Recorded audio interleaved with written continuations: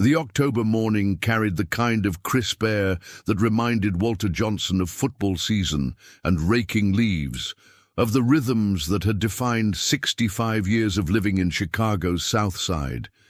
He stood at his kitchen window, watching the maple tree in his front yard surrender its golden leaves to the autumn wind, each one a small testament to the passage of time and the inevitability of change.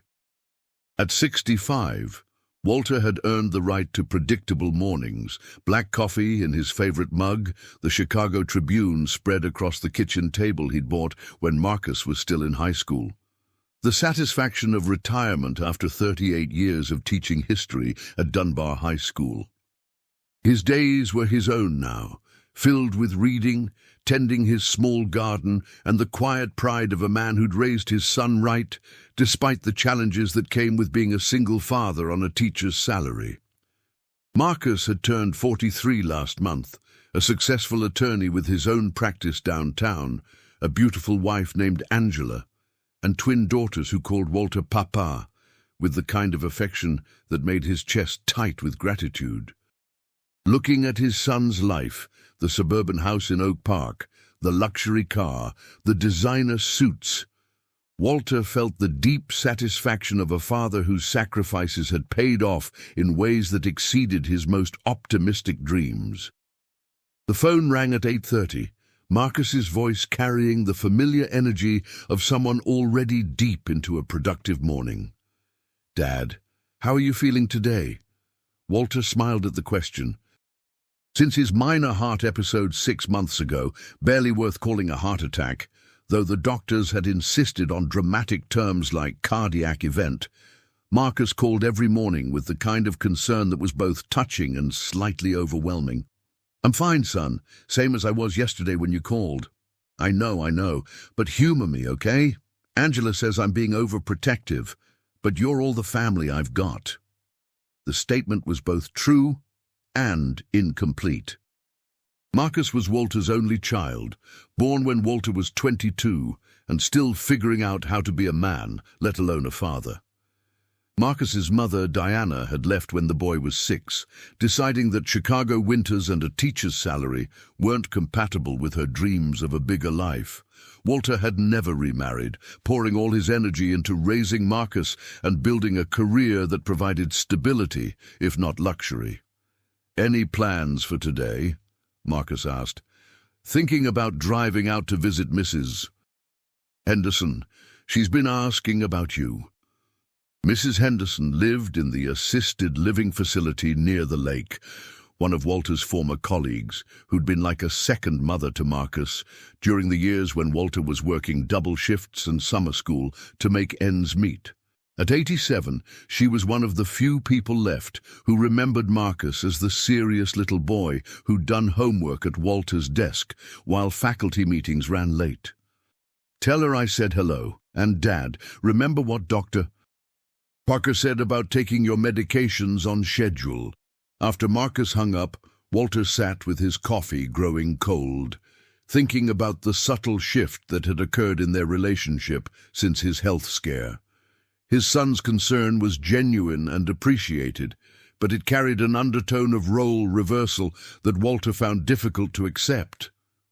At 65, he wasn't ready to be managed like an elderly parent who couldn't be trusted with his own well-being. The drive to Sunset Manor took Walter through neighborhoods that told the story of Chicago's evolution, blocks where he'd once been afraid to walk after dark that were now gentrified beyond recognition. Corner stores replaced by boutique coffee shops, empty lots transformed into community gardens, tended by young families who'd never known the version of the city that had shaped his understanding of survival and success.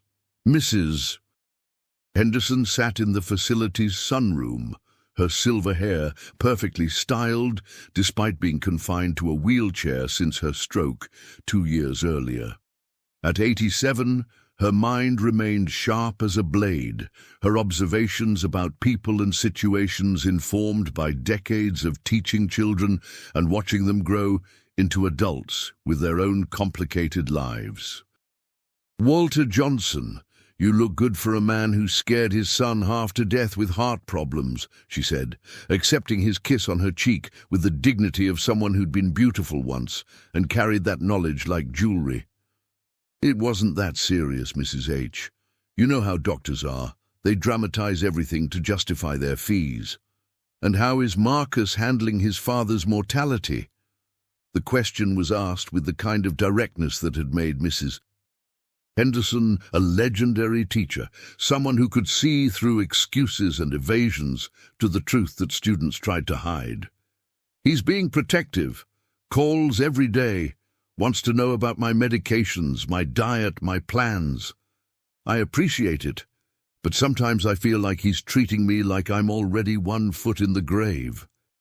Mrs. Henderson studied Walter's face with the intensity of someone who'd spent 50 years reading the emotions that children couldn't articulate. "Walter, has it occurred to you that Marcus might be dealing with his own fears about losing you? That boy worshipped you growing up, saw you as invincible. Now he's facing the reality that parents aren't permanent, and that's a hard lesson for any child to learn, regardless of their age." "I do."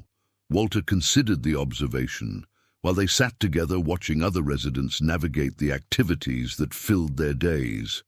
Card games, physical therapy, visits from family members who carried the same mixture of love and obligation that defined so many intergenerational relationships.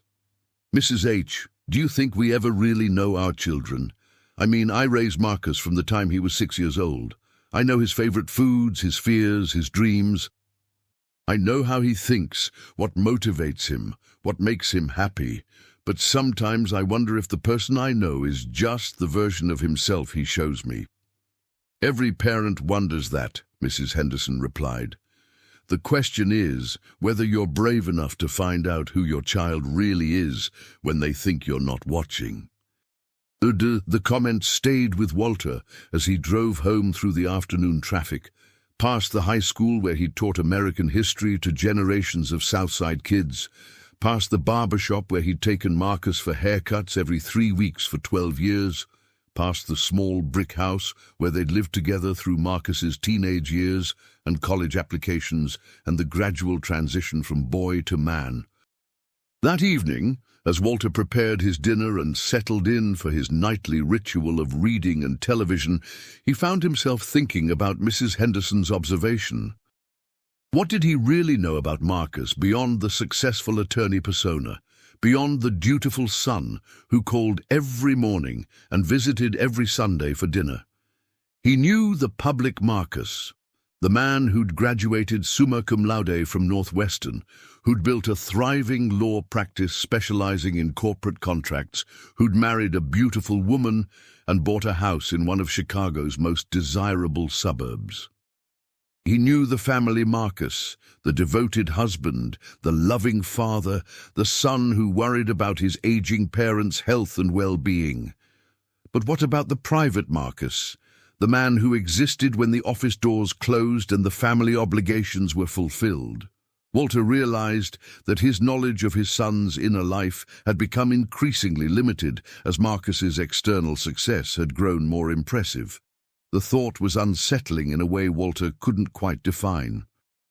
Not because he suspected Marcus of hiding anything problematic, but because he wondered if 43 years of life had created emotional territories that his son no longer shared with anyone, including the father who'd been his closest confidant during the formative years. At 9 o'clock, Walter's phone buzzed with a text from Marcus. "Hope you had a good day, Dad. Love you." Walter stared at the message, noting how it conveyed affection without revealing anything about Marcus's own day, his own experiences, his own emotional state. When had their communication become so one-sided? When had his son started treating him like someone who needed to be checked on, rather than someone worth confiding in? The questions followed Walter into sleep, where his dreams were filled with memories of raising Marcus alone. The bedtime stories and homework supervision, the little league games and parent-teacher conferences, the quiet moments when his son had shared fears and hopes with the trust that defined their relationship for so many. Years. But as Walter drifted between sleep and waking, he couldn't shake the feeling that somewhere along the way, that trust had been replaced by something more complex. Love layered with protection, concern mixed with distance, the careful management of emotions that kept the relationship comfortable, but perhaps not entirely honest. Mrs. Henderson's words echoed in his mind. The question is whether you're brave enough to find out who your child really is when they think you're not watching.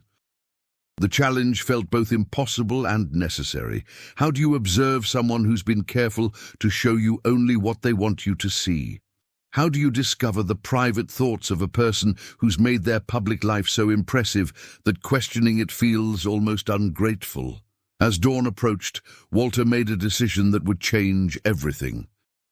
He was going to pay more attention, not the casual attention of a proud father, but the focused observation of someone seeking truth rather than comfort.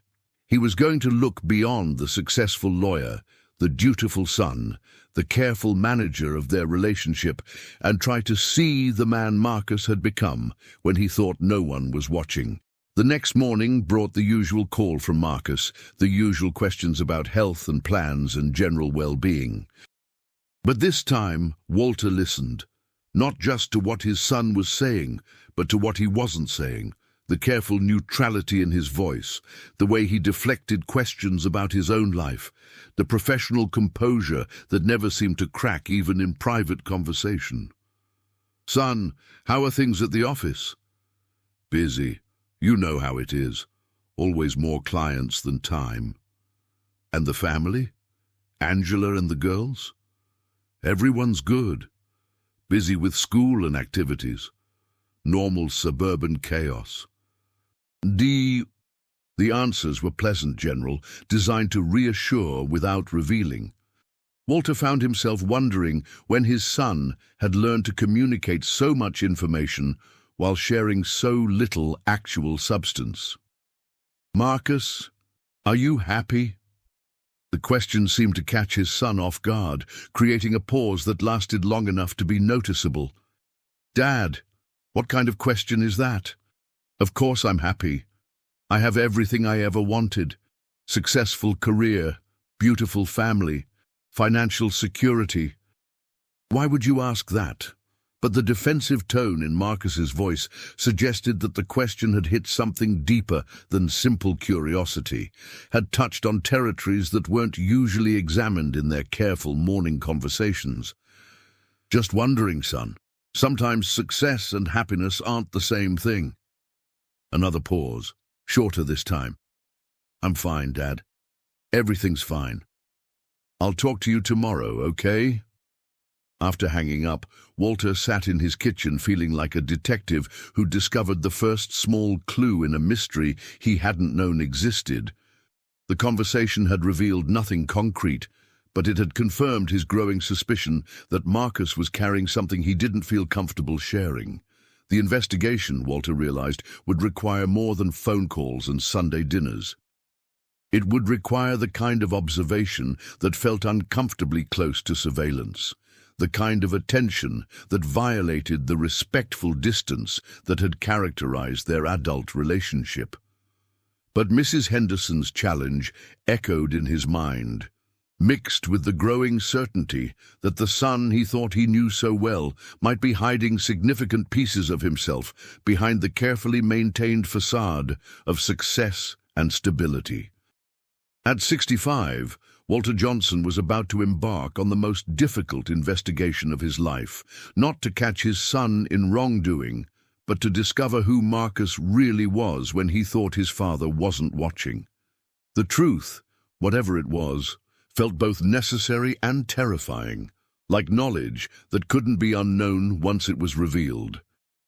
The art of watching without being watched, Walter Johnson discovered, required skills he'd never developed during 38 years of teaching or 65 years of living.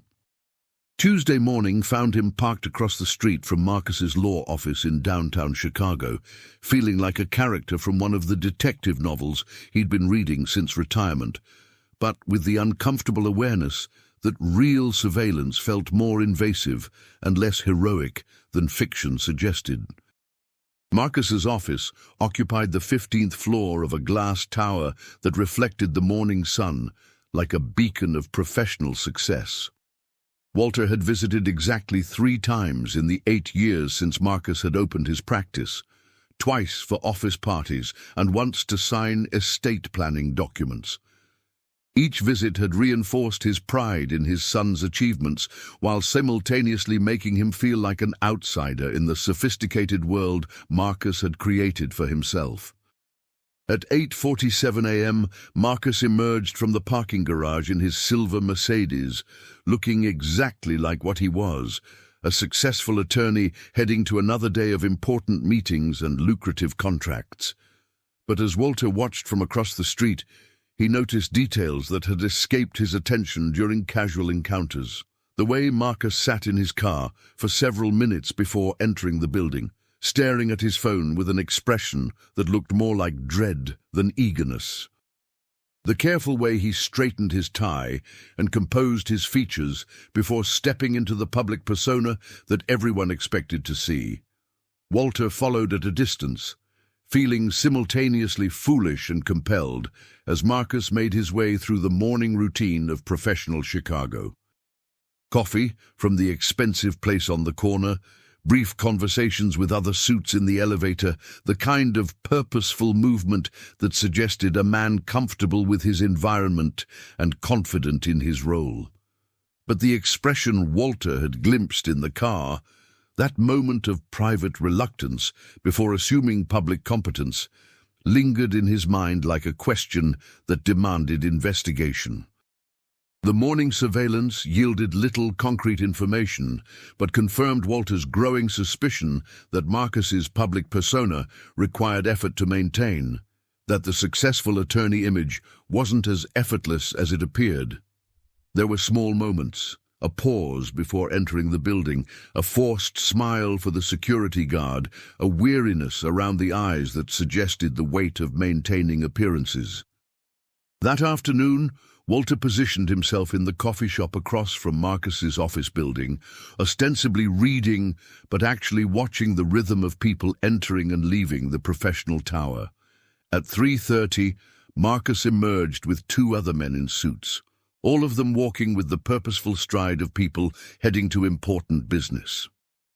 Walter followed them to a restaurant 6 blocks away, managing to secure a table with a view of their booth, while maintaining enough distance to avoid detection.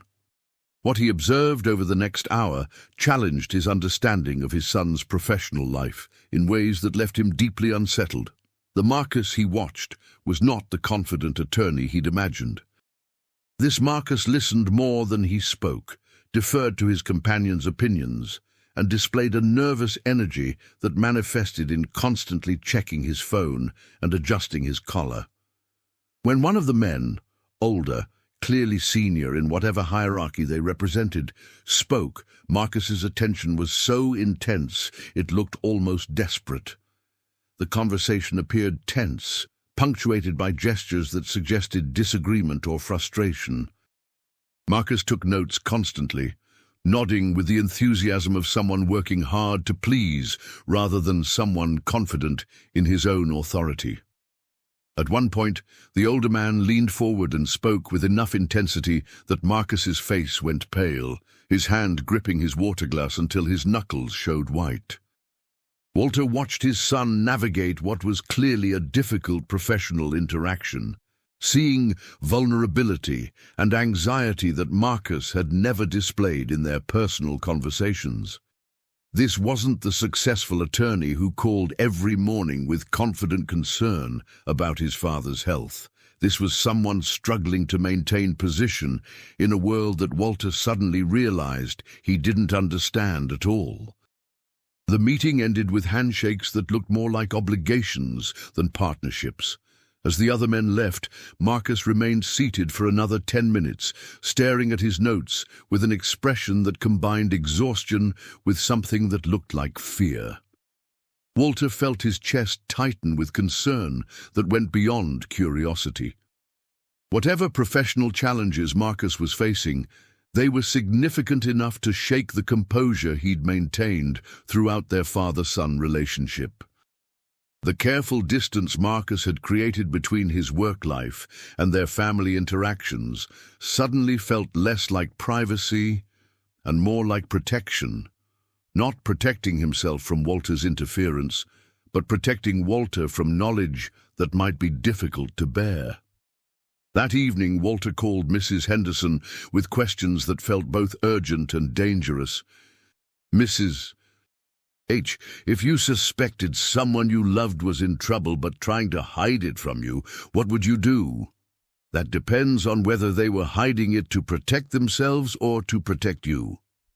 What if you couldn't tell the difference?" Mrs. Henderson was quiet for a moment, her breathing audible through the phone. "Walter, are we talking about Marcus?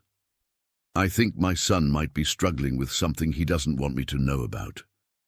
I think the successful lawyer image might be more complicated than I realized, and you're wondering whether loving someone means respecting their privacy or demanding their honesty. Something like that.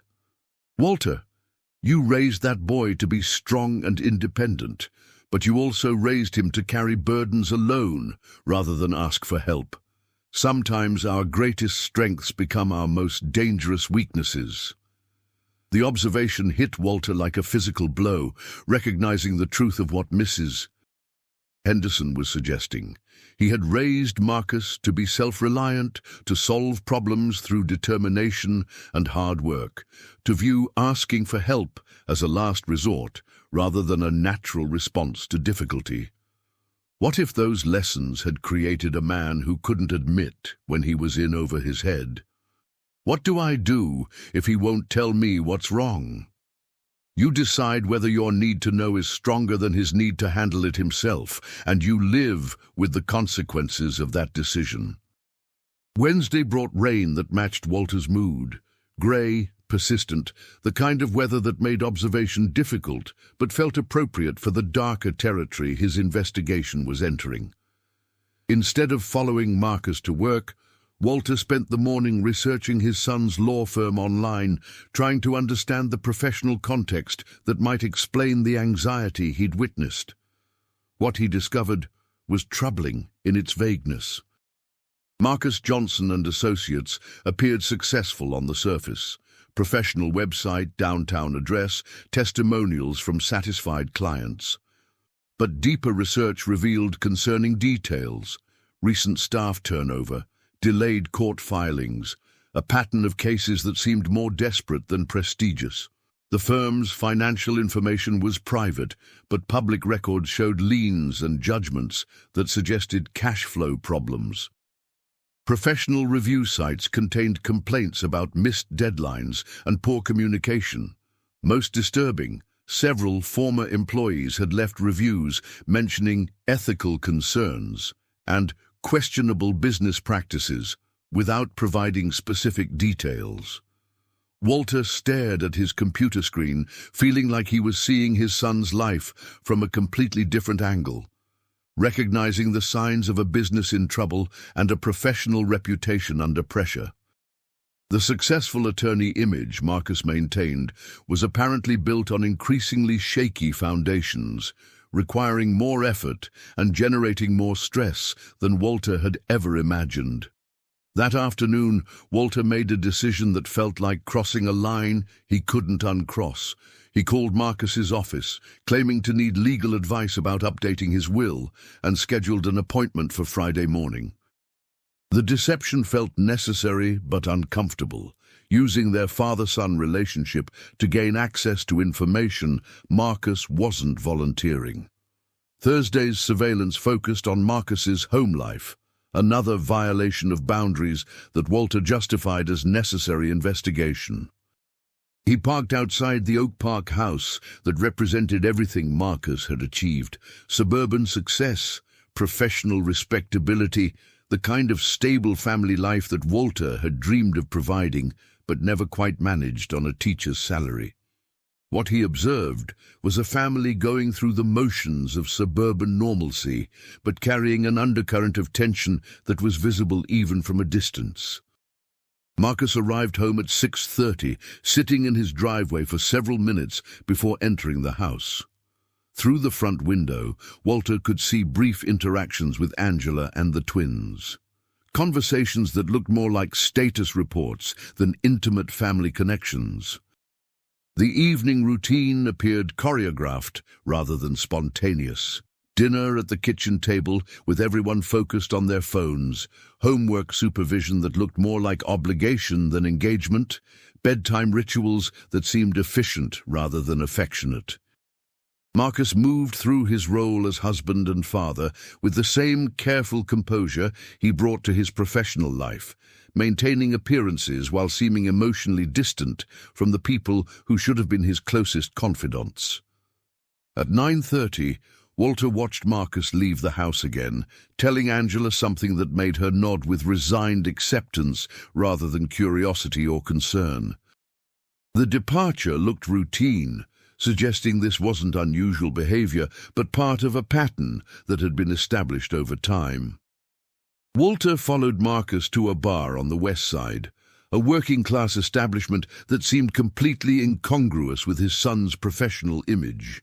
Inside, Marcus sat alone at the end of the bar, drinking steadily while staring at his phone with the focus of someone trying to solve an unsolvable problem. For 2 hours, Walter watched his son drink with the methodical purpose of someone medicating rather than socializing. Marcus spoke to no one except the bartender, his attention completely absorbed by whatever was on his phone screen. The isolation was complete and deliberate, as if he'd chosen this location specifically because no one from his professional or personal life would find him there. When Marcus finally left, his movement was careful but controlled, the practiced caution of someone who'd learned to function while intoxicated. Walter followed him home, watching as his son sat in his driveway for another 10 minutes before entering the house where his family was presumably sleeping. The pattern was clear and deeply troubling. Marcus was carrying stress significant enough to require regular self-medication, was maintaining emotional distance from his family, and was hiding both the professional problems and the coping mechanisms from everyone who cared about him. As Walter drove home through the empty Chicago streets, he felt the weight of knowledge he wasn't sure he wanted to possess. His investigation had revealed a son in crisis, struggling with challenges that threatened both his professional success and his personal stability. But it had also revealed the carefully constructed walls Marcus had built to protect everyone else from his problems, walls that Walter had just violated through surveillance that felt necessary but ethically questionable. Friday morning's appointment would force a confrontation that could either open honest communication or destroy the trust that had sustained their relationship for 43 years. Walter was about to learn whether loving someone meant respecting their need for privacy or demanding their honesty, and whether some truths were too dangerous to ignore regardless of how they were discovered. 6 months later, the April sun streamed through the windows of the small storefront office on Chicago's South Side, casting warm light across second-hand furniture and file cabinets that had seen better days but served their purpose with quiet dignity. Walter Johnson sat behind a simple desk, reviewing case files for the neighborhood legal clinic that had risen from the ashes of Marcus's failed downtown practice, feeling more professionally fulfilled at 65 than he had during the final years of his teaching career. The transformation had been neither quick nor easy, but it had been honest in ways that the previous facade of success had never been.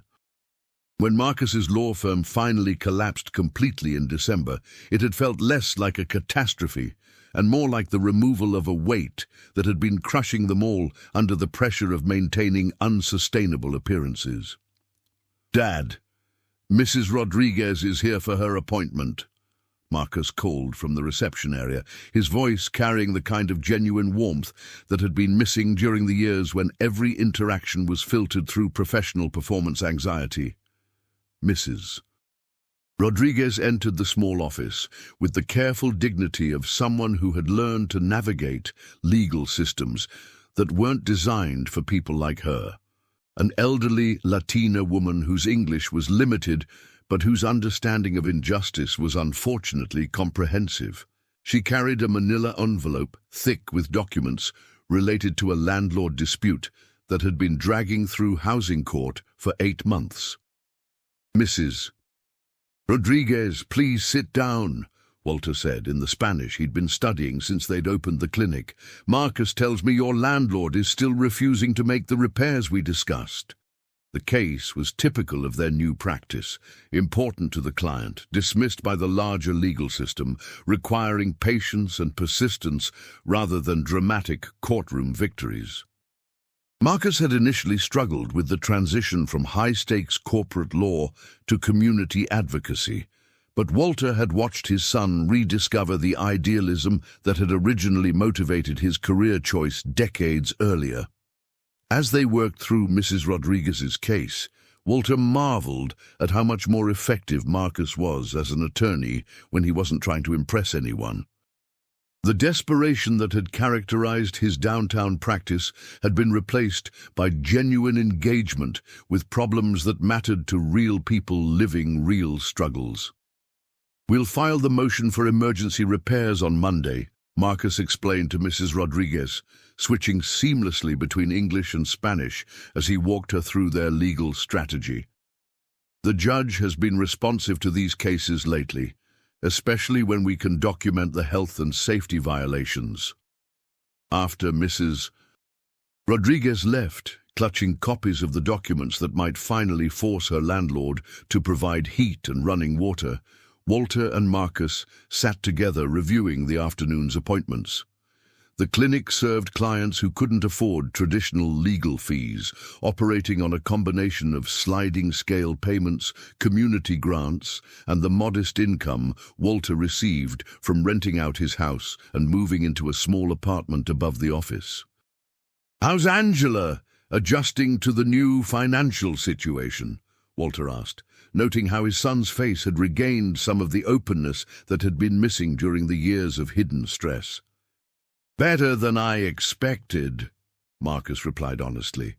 "She was angrier about the lies than the money problems. Turns out she'd rather know we're struggling than wonder why I was drinking myself to sleep every night." The family had downsized dramatically, selling the Oak Park house to pay off debts, moving to a modest duplex in a working-class neighborhood, trading the Mercedes for a reliable used car that didn't require monthly payments that competed with grocery money. But the conversations Walter witnessed during Sunday dinners now carried genuine intimacy rather than the careful distance that had characterized their interactions when Marcus was performing success. And the girls, they're kids, they adapt. Jasmine misses her private school friends, but she's made new ones. Maya actually likes walking to school instead of being driven everywhere. They're learning that family stability doesn't require luxury, which might be the most valuable lesson I ever teach them. At 65, Walter had discovered that some of life's most important chapters begin when you think the story is nearly finished. The neighborhood legal clinic had given him purpose that retirement had been lacking, allowing him to use 4 decades of teaching experience to help people navigate systems designed to confuse and intimidate them. More importantly, it had created space for a relationship with Marcus that was based on partnership rather than performance. Working together every day, Walter had watched his son rebuild his professional identity around service rather than success, around solving problems rather than accumulating wealth. "Dad, I need to tell you something," Marcus said, his voice carrying the kind of seriousness that still made Walter's paternal instincts sharpen with attention. "What's that?" "I've been going to therapy, not just about the business failure, but about the patterns that led to it. About why I thought I had to be perfect to deserve love, why I couldn't ask for help, even when I was drowning."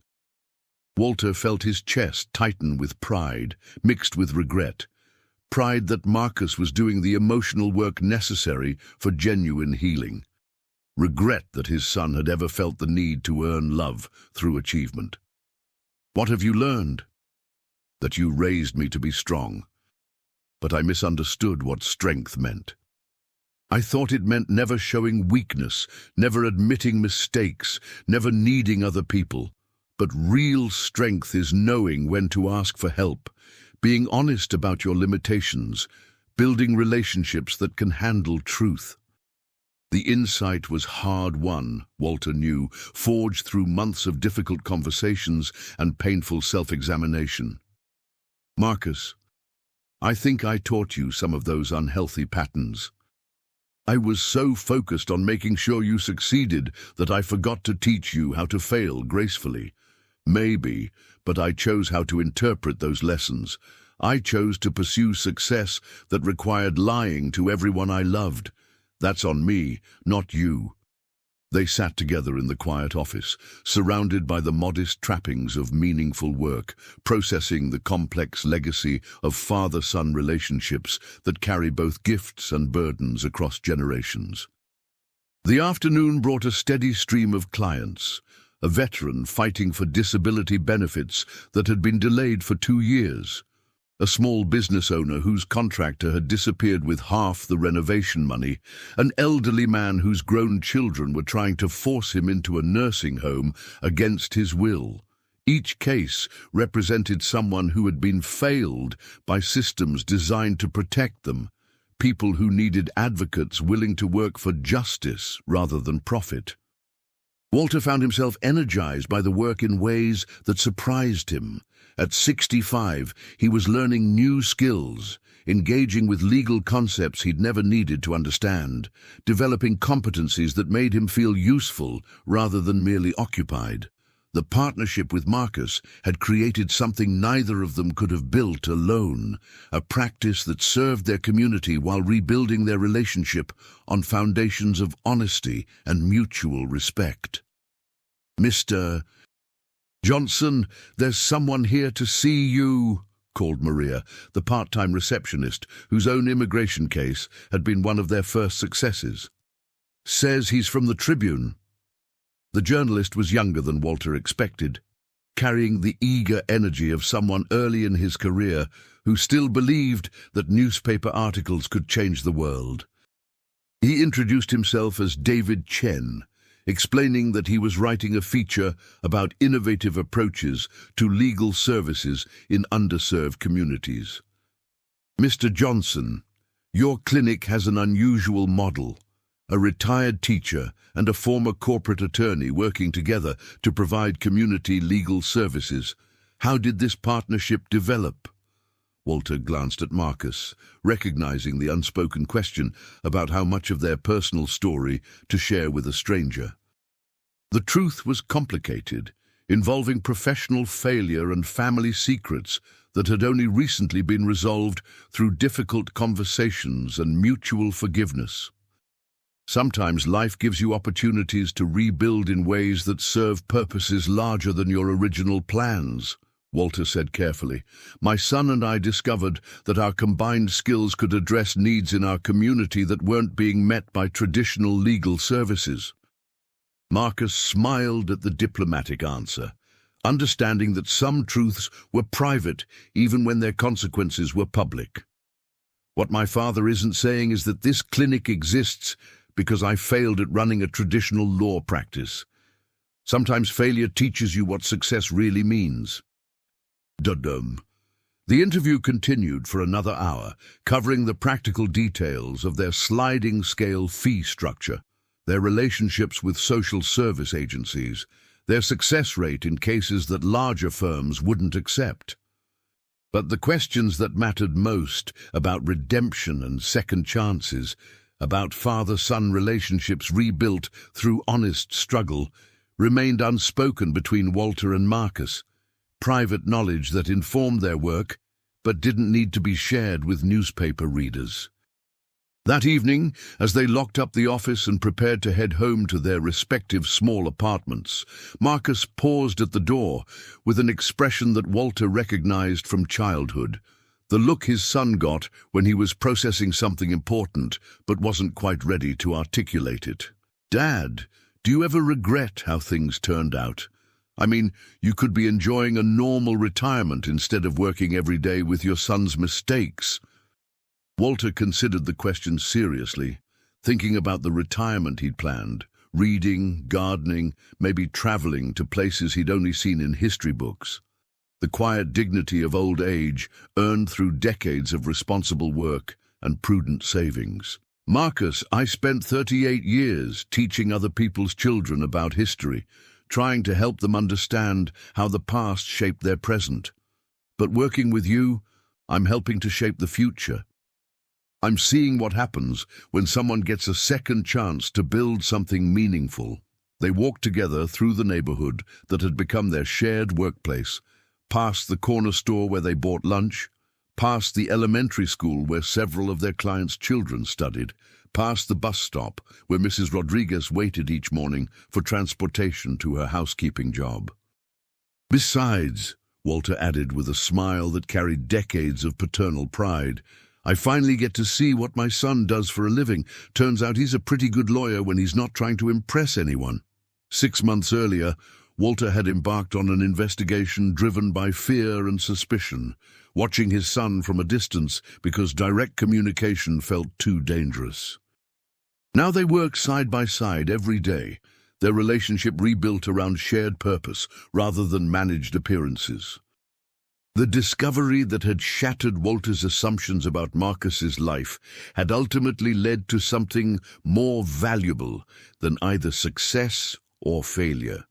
It had led to honest partnership between two men who'd learned that love was stronger than pride, that truth was more valuable than comfort, and that sometimes the most important chapters of life begin when you think the story is nearly finished.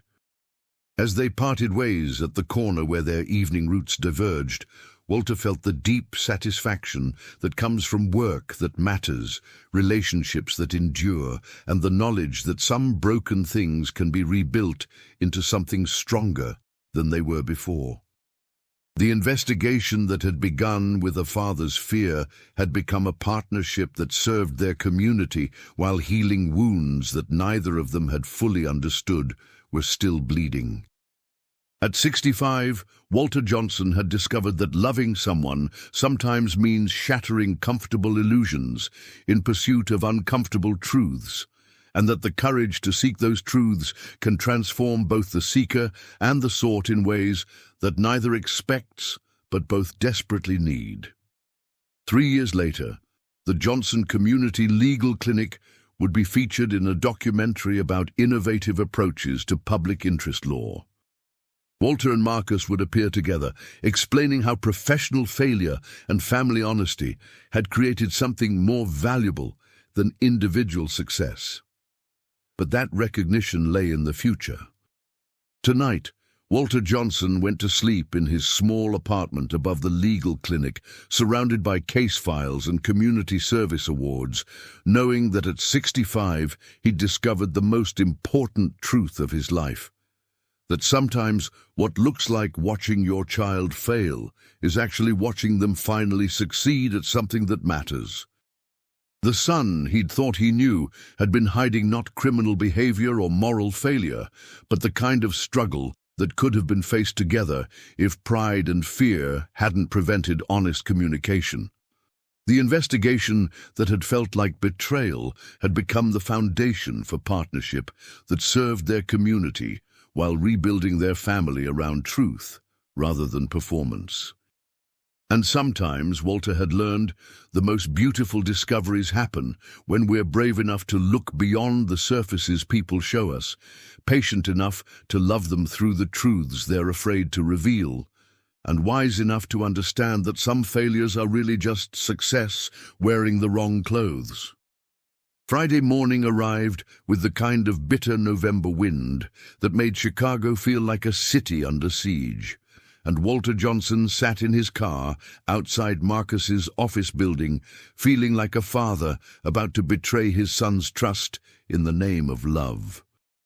The appointment was scheduled for 10 o'clock, but Walter had arrived 30 minutes early, needing time to prepare for a conversation that would either heal the growing distance between them or permanently damage the relationship that had been the most important thing in both their lives. The lobby of Marcus's building carried the hushed atmosphere of serious money and important decisions, all polished marble and understated elegance, designed to intimidate clients into believing they were in the presence of unshakable professional competence. Walter rode the elevator to the 15th floor, noting how his hands trembled slightly as he watched the numbers climb, not from age or health concerns, but from the weight of knowledge he was about to deploy in pursuit of truth his son clearly didn't want to share. The reception area of Marcus Johnson and Associates looked exactly like what Walter had expected. Expensive furniture, impressive artwork, the kind of careful staging that suggested success without revealing anything about the financial reality behind the appearances. A young woman with a professional smile and expensive clothes greeted him with the kind of deference usually reserved for important clients. "Mr. Johnson, Marcus is ready to see you. Can I get you coffee or water?" Walter accepted coffee he didn't want, needing something to do with his hands during what he suspected would be the most difficult conversation of his life. The receptionist led him down a hallway lined with photographs of Marcus at various professional events, award ceremonies, charity galas, networking functions where he posed with other successful-looking people who might or might not be genuine clients. Marcus's office was impressive in the way that professional spaces are supposed to be impressive. Floor-to-ceiling windows overlooking the Chicago River, bookcases filled with legal texts that looked more decorative than functional, a desk large enough to suggest authority while maintaining enough distance to prevent intimacy. Marcus stood behind that desk wearing a suit that probably cost more than Walter's monthly pension, his smile carrying the professional warmth that had served him well in building his practice. "Dad, this is a surprise. I thought you handled all your legal stuff through that firm in Hyde Park." Walter settled into the client chair, noting how the furniture arrangement automatically created a power dynamic that felt uncomfortable in the context of their father-son relationship. "I wanted to update some things. Estate planning, medical directives, figured I should work with someone I trust." The explanation was plausible but incomplete, and Walter could see Marcus processing the subtext. Why now? Why here? Why the formal appointment rather than a family conversation over Sunday dinner? But Marcus's professional training kicked in, smoothing over any personal questions with the kind of competent efficiency that had been part of his public persona for so many years. "Of course, let me get the necessary forms and we can review your current situation." As Marcus moved around the office gathering documents, Walter observed details that confirmed his growing concerns about his son's professional stability. The expensive furniture couldn't hide the fact that the office felt underutilized. Too few files for a thriving practice, too much empty space where staff should have been working. The awards and photographs suggested past success, but nothing indicated current activity or recent achievements. "Dad, when did you last update your will?" The question was professional, neutral, designed to gather information without revealing the questioner's emotional state. But Walter heard the slight strain in Marcus's voice, the effort required to maintain composure during what should have been a routine family business interaction. 10 years ago, when you first started the firm. But Marcus, before we get into the legal details, I need to ask you something." Marcus looked up from his documents, and for just a moment, Walter saw fear flicker across his son's features.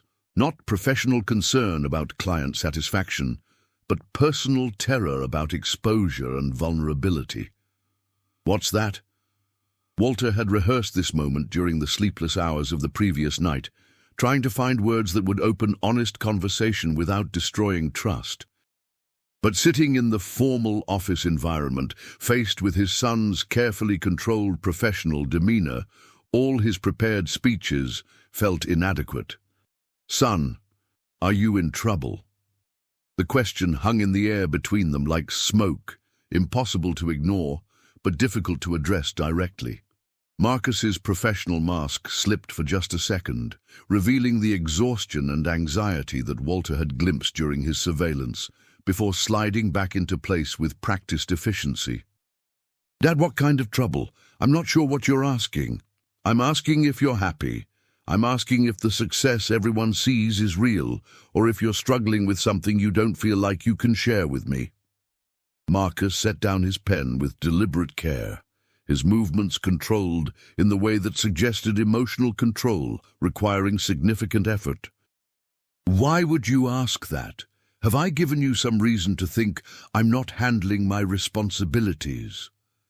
The defensive tone confirmed Walter's suspicions, while simultaneously making the conversation more difficult to navigate. Marcus was treating his father's concern as an attack on his competence rather than an expression of love and support. "Marcus, I've been watching you. Not spying exactly, but paying attention in ways I haven't before. And what I see is someone working very hard to maintain an image that might be costing more than it's worth." "Watching me how?" The question was sharp, professional, carrying the kind of suspicion that defense attorneys brought to hostile witnesses. Walter realized that his surveillance, no matter how well-intentioned, had created a dynamic where his son felt interrogated rather than supported. "I've seen you at business meetings where you look more worried than confident. I've seen you dealing with stress that you're not sharing with family. I've seen you drinking alone in bars where no one from your regular life would think to look for you." Marcus stood up abruptly, moving to the window with his back to Walter, his shoulders rigid with the kind of tension that suggested emotions barely contained.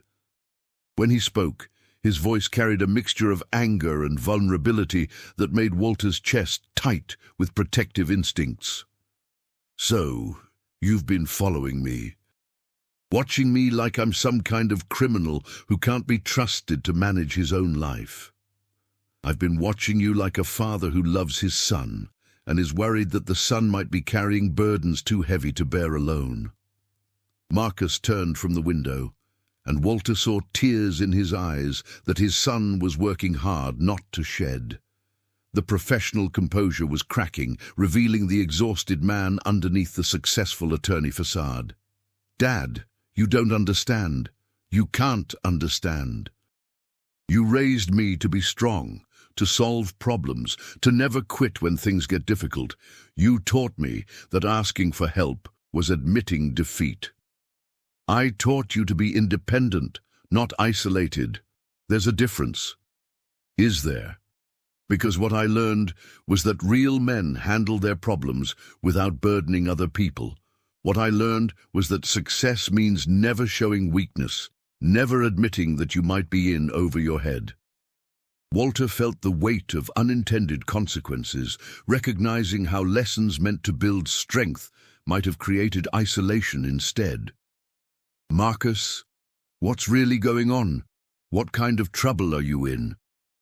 His son sank back into his chair, the executive presence deflating into something more human and more fragile. "The firm is failing, Dad. Has been for 2 years.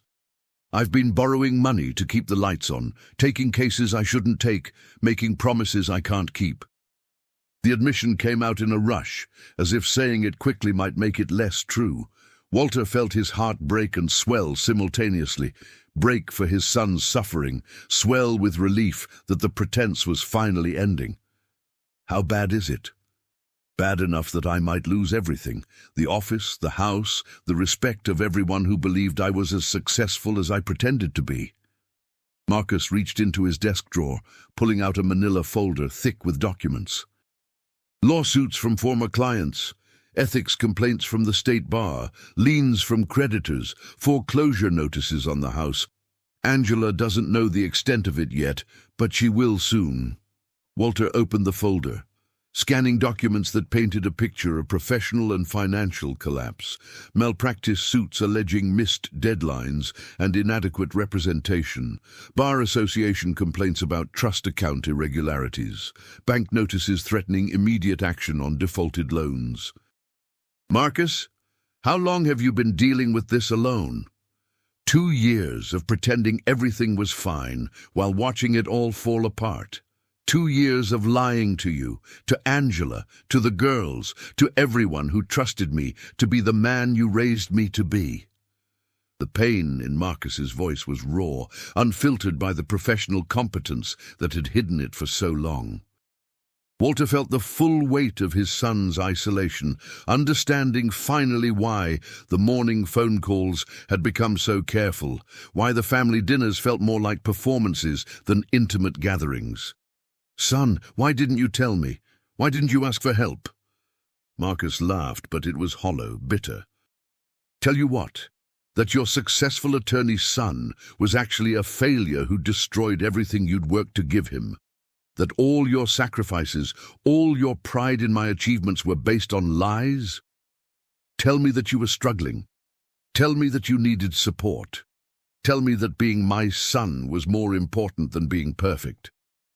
The words seemed to hit Marcus like physical blows, breaking down the last barriers between his public persona and his private desperation. "Dad, I've been so scared. Scared of losing everything, scared of disappointing you, scared of admitting that I'm not the man everyone thinks I am." Walter moved around the desk, pulling his son into the kind of embrace they hadn't shared since Marcus was a teenager facing his first serious heartbreak. "Baby boy, you could never disappoint me enough to stop being my son. Your worth isn't determined by your success or failure. It's determined by who you are, not what you achieve." Marcus cried then, really cried, with the kind of desperate relief that comes from finally releasing burdens that have become too heavy to carry alone. Walter held him, feeling his own tears fall as he absorbed the full scope of his son's suffering and his own failure to create space for that suffering to be shared. "What do we do now?" Marcus asked, when the immediate crisis of emotion had passed. "Now we figure it out together. Now we stop pretending that strength means suffering alone. Now we remember that family means sharing both success and failure, because love doesn't depend on performance." As they sat together in the failing law office surrounded by the debris of Marcus's professional collapse, Walter felt something shift in their relationship, not the end of respect, but the beginning of real intimacy. The successful attorney facade was gone, but what remained was more valuable: a son who needed help, and a father who still had something to offer besides pride and admiration. The conversation that followed was painful but necessary, covering the practical details of Marcus's situation and the emotional work of rebuilding trust that had been damaged by secrets kept out of love but maintained through fear. By the time they left the office together, they had the beginning of a plan that prioritized honesty over appearances, family support over individual struggle. Outside, Chicago's November wind felt less harsh, and Walter walked beside his son, knowing that sometimes the most important discoveries happen when we're brave enough to look beyond the surfaces people show us, brave enough to love them through the truth they're afraid to reveal.